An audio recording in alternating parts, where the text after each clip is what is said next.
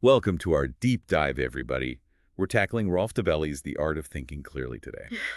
This book, I think, is so important because, well, who doesn't want to think about it, right? It's a skill we could all use a little more of, for sure. Exactly. It's like we're building this mental toolkit, Yeah. one that helps us spot those common thinking traps, the ones we all fall into sometimes. And the goal today is to not just learn about these biases, but to actually be able to apply what we learn to everyday decisions, make it practical. And I think what Dobelli does so well is show just how pervasive these biases really are. It's not just, people who aren't experts or whatever. They affect literally everyone. Intelligence doesn't make you immune. Yeah, and it's not some dry academic book either. He Yeah. brings in a lot of psychology and behavioral economics, but then he uses all these real-life examples that make it so relatable. Absolutely. It's not just theory. It's about how these biases play out in the real world. Okay, so big idea here.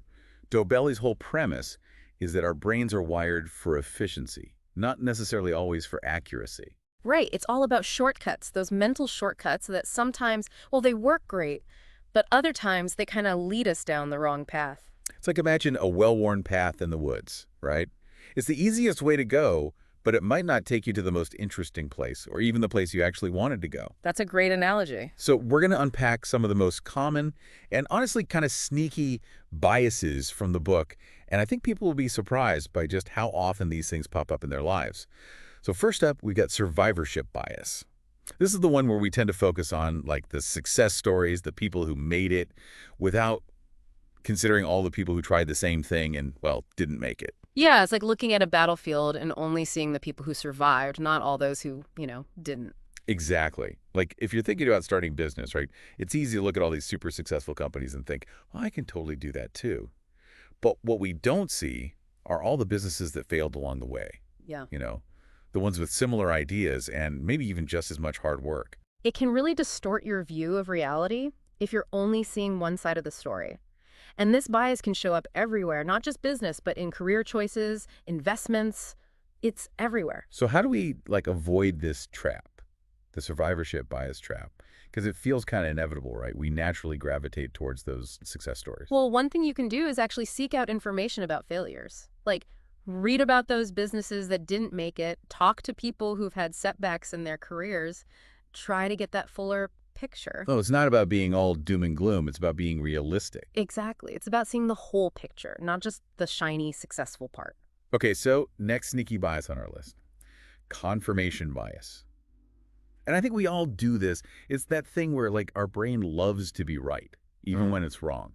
So we tend to favor information that confirms what we already believe. Yeah, we put on these blinders and kind of filter out anything that doesn't fit our pre-existing worldview. Ugh, it's so true. And it feels like social media just makes it worse, right? Like we follow people who agree with us, we read articles that reinforce our opinions, and it creates this feedback loop. It really does. And this can be dangerous, especially when it comes to, politics or social issues. It just leads to this extreme polarization and makes it almost impossible to have like a real conversation with someone who sees things differently. So how do we fight back against this confirmation bias? It feels like it's almost subconscious. Well, the best way is to actively look for different viewpoints. Make an effort to listen to people who disagree with you, even if it's uncomfortable. Read stuff from sources you wouldn't normally, you don't have to change your mind, but it's about understanding where the other side is coming from. It's like expanding your world, right? Exactly. Okay, this one gets me all the time, and it's called the sunk cost fallacy.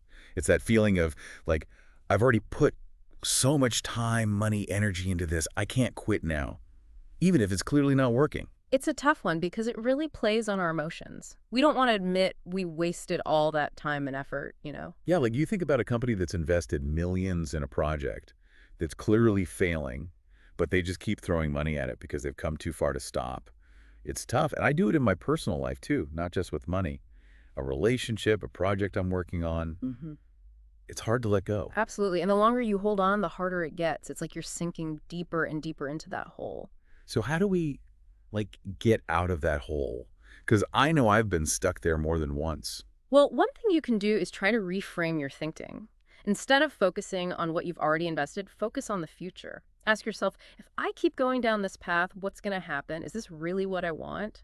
Oh, that's interesting. It's like shifting the focus from the past to the future. Yeah. And sometimes the bravest, smartest thing you can do is just cut your losses and move on, even if it hurts a little in the moment. That's powerful. Okay, I'm ready for the next bias. Hit me with it. All right, this one is called anchoring bias. It's the idea that the first piece of information we get about something, even if it's totally random, can have a huge impact on how we judge or decide things later on. Okay, so like an example, Yeah, because that sounds kind of abstract. sure. Think about buying a car. Let's say the salesperson starts by showing you a model that's way out of your price range, right? Ridiculously expensive. Then they show you the car you can actually afford, and suddenly it feels like a steal, even though it's still a lot of money. Oh my gosh, yes. I've totally had that experience. The first price sets the anchor, and then everything else is compared to that, even if that anchor makes no sense. Exactly. It happens with salaries too, like when you're negotiating a new job. If they throw out a high number first, even if it's unrealistic, it anchors the negotiation, and you might end up accepting more than you would have otherwise. I'm seeing anchors everywhere now. It's amazing how our brains can be tricked by, like, totally irrelevant information. It really is. Anchoring bias is just another example of how our brains are always looking for shortcuts, even if those shortcuts lead us astray. It makes you wonder how many decisions we make every day are influenced by these biases without us even realizing it. More than we probably want to admit, I'm sure. But that's why it's so important to be aware of them so we can start to make more conscious and deliberate choices. So we've talked about all these biases like survivorship bias, confirmation bias, sunk cost fallacy, anchoring. It's a lot. But now I'm thinking, okay, what do we do about it? Can we actually, like, outsmart our own brains? Well, the good news is just knowing about these biases is a big step, right? Like now you're aware of them so you can at least start to notice when they might be popping up. It's like having a new set of glasses almost. You see the world differently. Exactly. It's kind of like those optical illusions where once you see the hidden image, you can never unsee it. So with these biases, now you're going to start spotting them everywhere. But yeah, just knowing about them isn't enough. We got to have some like actual strategies to deal with them. So how do we actually do that? How do we make sure these biases aren't secretly running the show? Well, one of the biggest things, and Dobelli talks about this a lot, is to just slow down. Like, Yeah. our biases have a field day when we're rushed, when we're stressed. Oh, yeah. When I'm like frantic, I just go with my gut, even if it's probably a dumb decision. Right. Our brains want to be efficient, so they default to those shortcuts, even if they're the wrong shortcuts. So just taking a breath, pausing before you react, that's huge. It's like hitting the pause button before you buy that thing you don't need or send that email you'll regret later. Exactly. And while you're paused, ask yourself some questions. Like, one of the best things you can do is really question your assumptions. We all have these beliefs about how the world works, but sometimes those beliefs are, well, wrong or outdated. It's like don't believe everything you think. Yeah. Sometimes our own thoughts are lying to us. Seriously. Yeah. So make it a habit to challenge those thoughts. Ask yourself, why do I believe this? Is there any proof? Is there anything that says maybe I'm wrong? It's easy to get stuck in our own heads and just assume we're right about everything. Right. And that's where another strategy comes in. Talking to people who are different from you. Like, we tend to hang out with people who think like us, which makes sense, but it can create this echo chamber where our biases just get louder and louder. It's true. You need those different perspectives to like balance things out. If everyone's agreeing all the time, someone's not thinking. Exactly.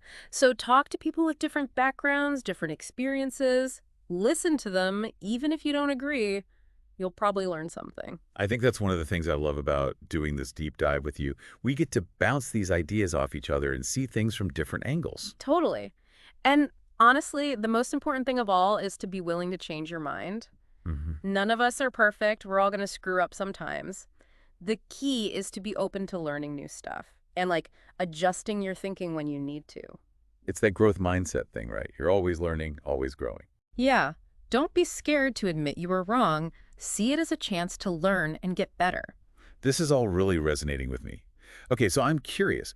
Does Dobelli have any other, like, tips or tricks in the book that might help people with this stuff? Oh, for sure. There's this one technique he calls pre-mortem analysis that I think is super cool. It's really good for, like, debiasing your decision making, especially for big decisions. Pre-mortem analysis. Okay, I'm listening. Sounds kind of intense. So imagine you're about to start a big project, right? A big investment, whatever. Instead of just thinking about all the reasons it's going to be awesome, you imagine it's a year in the future and the whole thing totally bombed. Okay, so you're basically preparing for the worst case scenario. Right. And then you work backwards, like what went wrong? What could have caused this disaster? By thinking about those potential problems ahead of time, you might spot things you wouldn't have otherwise. It's like a dress rehearsal for failure so you can avoid it in real life. I like it. It's really helpful for challenging those overly optimistic assumptions we all tend to have. And then there's this other technique he calls the outsider test. It's based on the idea that we're often better at solving other people's problems than our own. Oh, totally. Like when your friend is in that relationship that's clearly going nowhere, Yeah. and you're like, just break up with them already. Seems so obvious from the outside. Exactly. So when you're facing a tough decision, pretend you're giving advice to a friend in the same situation. What would you tell them? It helps you get some distance from your own emotions, right? Like see things more clearly. Yep. And then there's this concept he calls black box thinking, which is basically saying sometimes you don't need to understand why something works as long as it does work. Okay, I'm intrigued. Black box thinking. Explain that one. Think about a car engine. You don't need to know exactly how it works to drive the car, right? You just need to know how to use the controls. Right. I don't need to be a mechanic to get where I'm going. Exactly. Sometimes we get so caught up in trying to understand the why that we make things way too complicated. Dobelli says it's often better to just focus on the what's happening, what are the results, and then experiment to see what works best. So it's like, if this marketing strategy is working, even if I don't know exactly why, keep doing it. Exactly. Be data-driven, focus on results, and don't get bogged down in trying to overanalyze everything. Obviously, it's good to have a basic understanding, but sometimes you gotta just trust the process. This whole conversation has been super helpful. I feel like I understand my brain and how to make it work better way more than I did before. And remember, this is just the start. The more you practice these techniques, the easier it gets. I'm going to try to use some of this stuff in my everyday life for sure. Is there anything else from the book that you think would be especially useful for people listening? You know, one thing Dobelli really stresses is how important it is to understand probability and statistics. He thinks a lot of our biases come from, like, our intuition being really bad at those things. That makes sense, yeah. We rely on our gut feelings, but our gut is not always a good statistician. Right.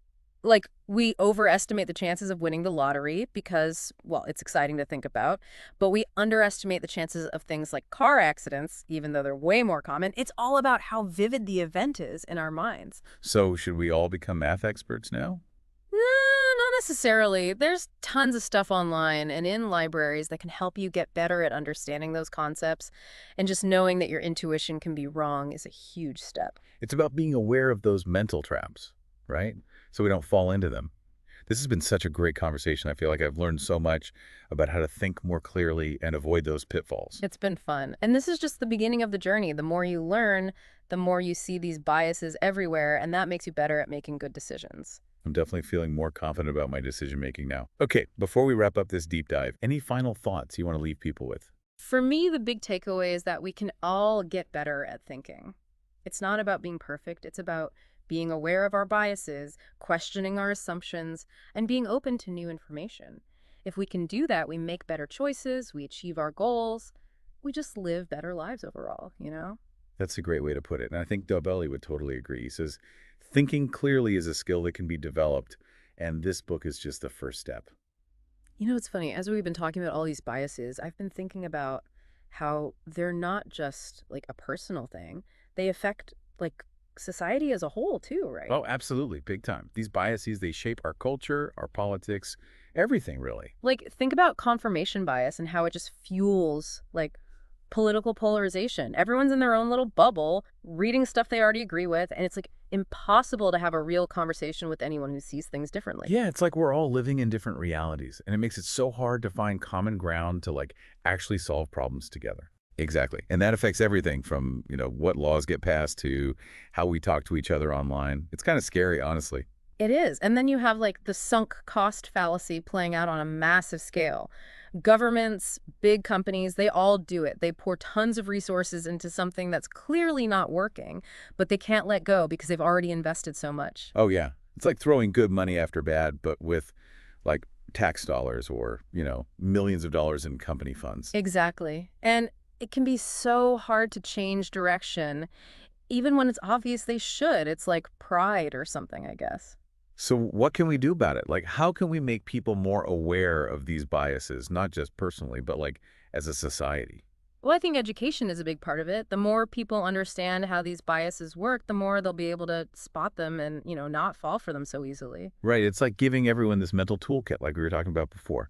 Exactly. And it doesn't have to be like formal education either. It could be public awareness campaigns, community discussions, even just talking about this stuff with your friends and family. I like that. Just making people more aware, encouraging them to think critically about like the news they read, the stuff they see on social media. Yeah, and we need to make sure our institutions or organizations have like diverse voices and perspectives. If everyone's thinking the same way, those biases are just going to run wild. It's true. You need those different viewpoints to challenge the status quo, to point out when things are going off track. Absolutely. And that means being willing to listen to people who disagree with you, even when it's hard, even when it makes you uncomfortable. That's how we learn and grow.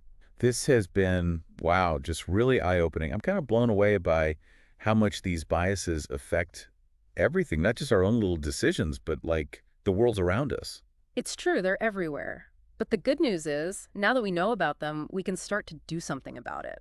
We can make better choices for ourselves and for society as a whole. I'm feeling hopeful, actually. Like, if we all work on this, we can actually make things better. I think so too. It starts with awareness, with education, and with a willingness to, keep learning and keep growing. Couldn't have said it better myself. Well, that wraps up our deep dive into the art of thinking clearly. Thanks for joining me. It's been a blast. My pleasure. Always happy to chat about this stuff. And to everyone listening, thanks for tuning in. Remember, thinking clearly is a skill. And like any skill, you can get better with practice. So keep those mental muscles working. And until next time, happy thinking.